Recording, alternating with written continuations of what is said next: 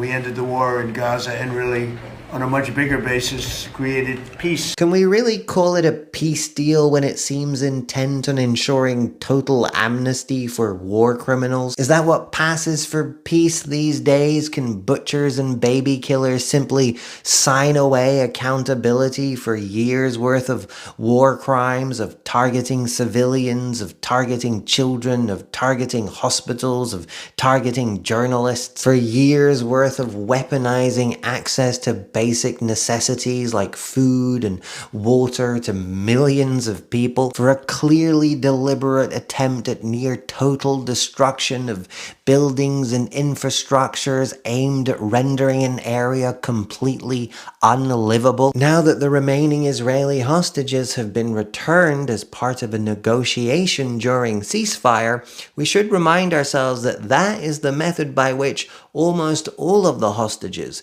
that were returned was accomplished. Not through armed conflict, not through rescue operations, but through peaceful negotiations. If the priority was getting the hostages back, they would have done this sooner. They didn't because they weren't finished yet. I mean, can we call it a peace deal when the plans to rebuild clearly aren't intended for the Palestinian people? You think Jared Kushner, Trump's own ultra-Zionist son-in-law, and his multi-billion-dollar investors are planning on building this for it to be a Palestinian city? I mean, sure, the deal states that the Palestinians will not be forced to leave the Gaza Strip, but let's not forget too quickly that the people that have put themselves in charge of overseeing the rebuilding process are the same people who have been funding and facilitating and supporting the atrocities against them, or that the self-governance that the Palestinians